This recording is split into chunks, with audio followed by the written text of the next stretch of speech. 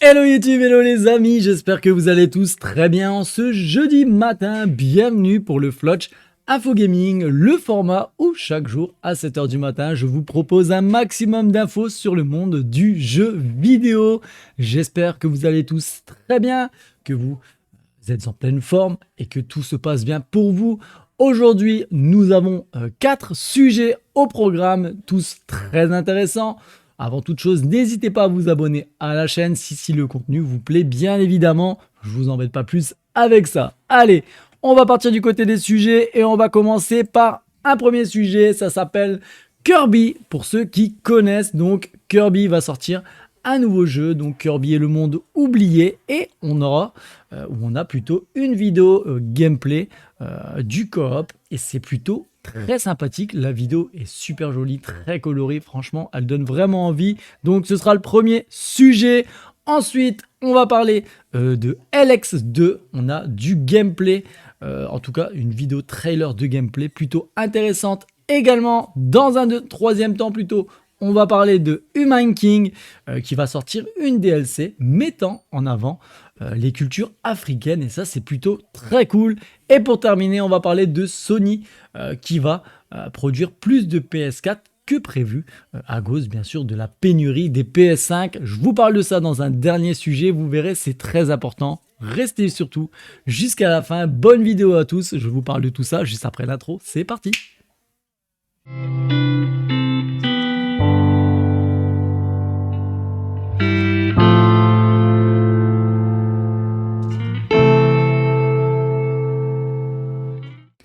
Allez les amis, on part directement du côté du premier sujet du jour et on va parler de Kirby et le monde oublié. On a un trailer qui nous montre sa coop, donc une vidéo gameplay où on peut voir la coopération, et en même temps il nous donne une date un peu plus précise. En tout cas on sait que 2022 est une année importante pour la licence Kirby puisqu'elle fête ses 30 ans d'existence, et afin de célébrer convenablement l'existence du jeu, l'anniversaire du jeu, on pourra donc découvrir le jeu Kirby et le monde oublié dans quelques semaines. En tout cas, si jusqu'ici on nous promettait seulement que le titre arriverait au printemps, un nouveau trailer vient nous donner une date de sortie un peu plus précise, et ce sera vraiment début printemps puisque le jeu sortira le 25 mars 2022 et on pourra alors découvrir Kirby et le monde oublié en exclusivité donc sur Nintendo Switch. Cette toute nouvelle aventure promet d'offrir un peu plus de liberté pour un jeu Kirby, avec des environnements plus modernes, avec des bâtiments ravagés par le temps, comme dans un univers post-apocalyptique, mais bien sûr plutôt tout mignon. Franchement, je sais pas ce que vous pensez du trailer. D'ailleurs, moi je trouve que c'est très très joli, très coloré, et ça donne vraiment envie d'y jouer. Dites-moi en tout cas ce que vous en pensez dans l'espace commentaire. Je trouve vraiment ce trailer vraiment très sympathique, avec des décors vraiment très très jolis, comme ces décors post-apo par exemple, mais franchement c'est plutôt très beau.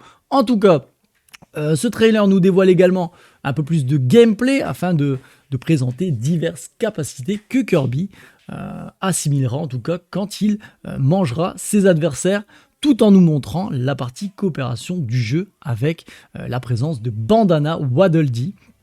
En tout cas, histoire de fêter l'anniversaire de la mascotte, et ça c'est plutôt sympa, Nintendo offre un fond d'écran aux couleurs de la série, tout en nous montrant plus de détails sur cet anniversaire à venir prochainement. Je vous mettrai dans l'espace description le lien pour aller chercher ce petit wallpaper, ce petit fond d'écran plutôt sympathique. Donc n'hésitez pas à aller checker la description les amis pour aller récupérer ce petit cadeau de Nintendo. Voilà en tout cas pour le premier sujet du jour. Dites-moi ce que vous pensez de ce Kirby et le monde oublié. Qu'est-ce que vous en pensez? Est-ce que vous l'attendez d'ailleurs? Je serais plutôt curieux de savoir. Et qu'avez-vous pensé du trailer qui est quand même assez joli, assez coloré? Allez, voilà pour le premier sujet du jour. On continue directement et on va partir du côté de chez LX2. Donc, qui nous montre une vidéo en tout cas avec un peu plus de combat et de gameplay. Le jeu c'est un action RPG donc, et il se montre un peu plus donc dans cette bande-annonce, surtout axée sur les affrontements. En tout cas, THQ Nordic et Piranha Bytes ont annoncé l'été dernier donc LX2, suite du jeu de rôle et d'action qui nous emmenait sur la planète Magellan, afin de rallier diverses factions à notre cause pour lutter contre une terrible menace. Jax donc sera donc de retour dans un nouvel opus et il nous montre de quoi il est capable en vidéo, donc juste derrière moi. La vidéo est plutôt pas mal également, même si je trouve que les textures sont pas terribles. Je trouve les combats un peu spéciaux, un peu bizarres. Après, c'est mon idée personnelle bien sûr, mais dites-moi ce que vous en pensez également. Même si peut-être que le jeu sera très bon, j'en sais rien. En tout cas, les studios partagent donc cette bande-annonce d'LX2 centrée donc sur le gameplay et plus particulièrement sur les combats qui nous feront affronter d'autres factions et diverses créatures extraterrestres sur Terre et dans les airs grâce à un jetpack.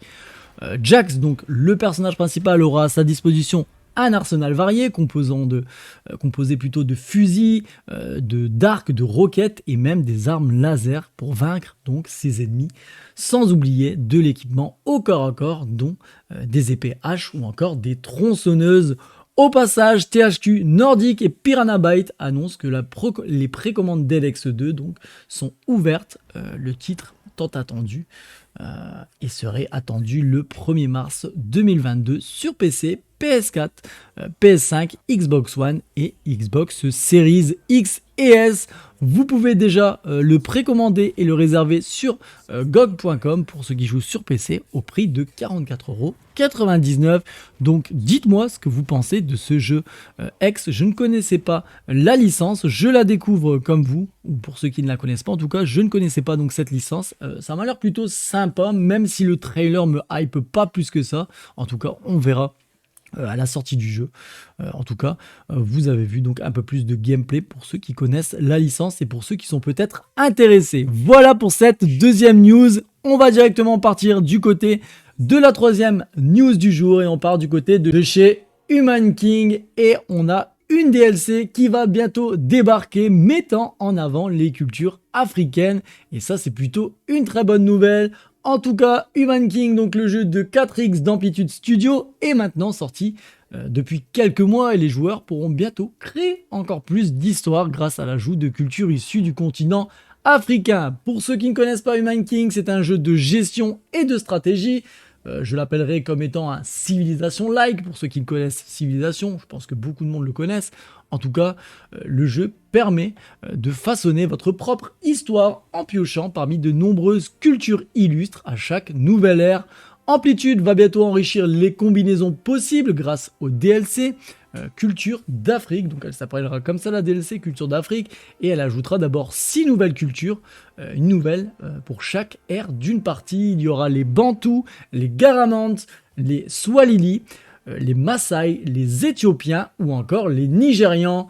Il y aura également 5 merveilles naturelles en plus et il y aura donc le mont Kilimandjaro, les chutes Victoria, le rocher de Zuma, le lac Natron, la grande mosquée de Djenné, donc c'est plutôt pas mal également.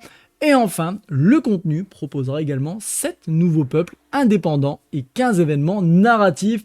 C'est en tout cas une bonne raison pour s'y plonger à nouveau ou alors pour se lancer tout simplement. En tout cas, le jeu avait remporté le prix d'Award du meilleur jeu de gestion simulation en 2021. Et sachez que le DLC, donc Culture d'Afrique, sortira le 20 janvier prochain sur Steam et Epic Games Store au prix de 8,99 €. Il sera également disponible, et ça c'est une très bonne nouvelle, via le Xbox Game Pass à la même date. Donc voilà pour cette petite news, j'espère qu'elle vous aura plu.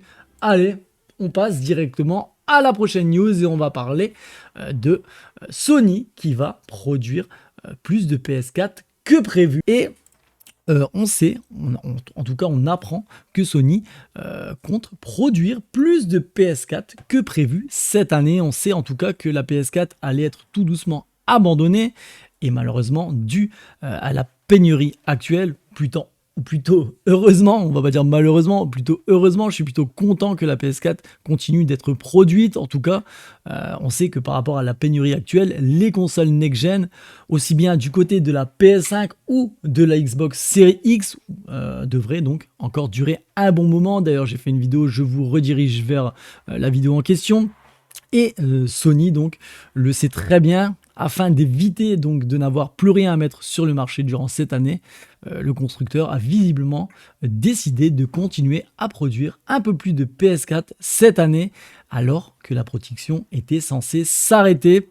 En tout cas, étant donné que la PS5 entre dans sa deuxième année d'existence, on pouvait logiquement s'attendre à ce que la PS4 tire doucement sa révérence, plutôt je bug, bref. Mais la pénurie actuelle a forcément compliqué les choses et ça, on le sait très bien. En tout cas, Bloomberg publie une nouvelle requête relayée par VGC qui indique que Sony avait l'intention d'arrêter de produire des PS4 dès 2021, mais que la situation ne s'y prêtait finalement pas. Au lieu de cela, le constructeur va continuer de produire plus de consoles PS4 avec 1 million de consoles de plus que prévu afin donc d'assurer une présence sur le marché. Étant donné que la console n'a pas les mêmes composants que la PS5, elle reste bien sûr plus facile et moins coûteuse à produire. Et les jeux cross-gen PS4 et PS5 sont et seront de toute façon encore bien nombreux, à l'image d'Horizon Forbidden West qui sortira sur les deux générations. En tout cas, Bloomberg indique également que cette augmentation de production va permettre à Sony de négocier de meilleurs deals avec les usines de fabrication.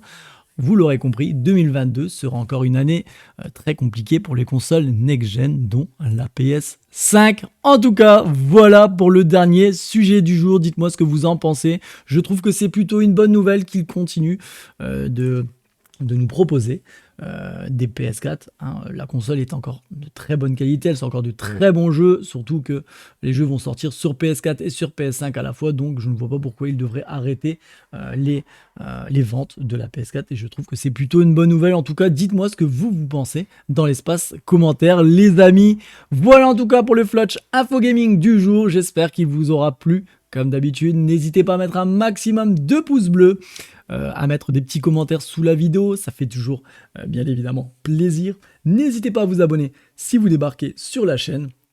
Et sur ce, prenez soin de vous à tous, passez une agréable journée ou une agréable soirée. On se retrouve vendredi pour le dernier Flash Info Gaming de la semaine. Ciao ciao.